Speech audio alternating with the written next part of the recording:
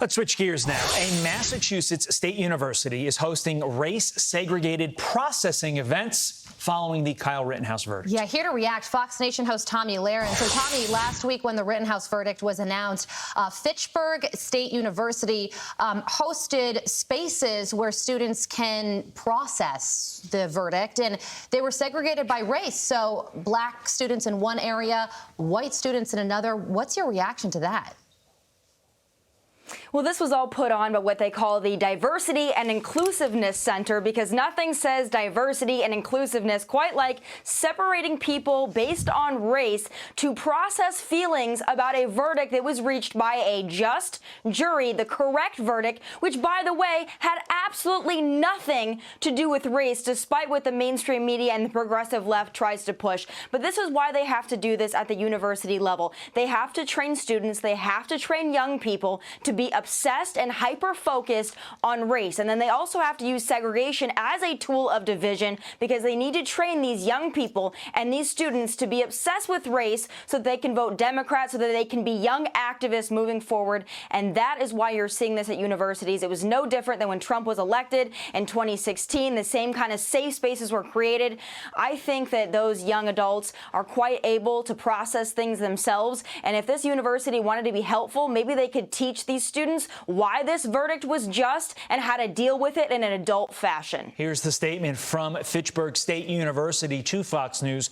Quote, organizing such discussions by identity groups is a proven educational strategy and reflects the reality that different community members may process such events differently and may feel more comfortable sharing their feelings with community members of similar background and identity. Tomi, let's drill down on this. Why does the left continuously preach unity and integration, but literally practice division and segregation? This is segregation.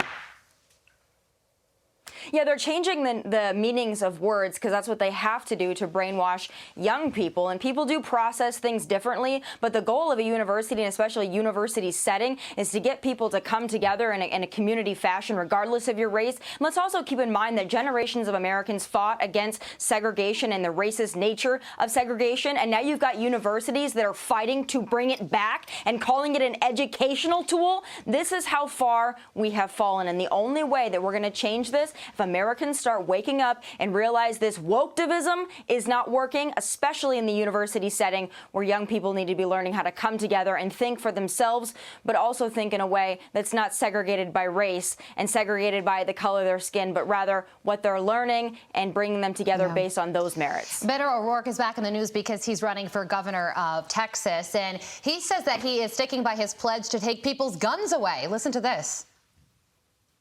Hell yes, we're going to take your AR-15, your AK-47. And most of us here in Texas do not want to see our friends, our family members, our neighbors shot up with these weapons of war. So, yes, I still hold this view. Yeah, so he says he still wants to take people's AR-15s and AK-47s away in Texas. Your reaction?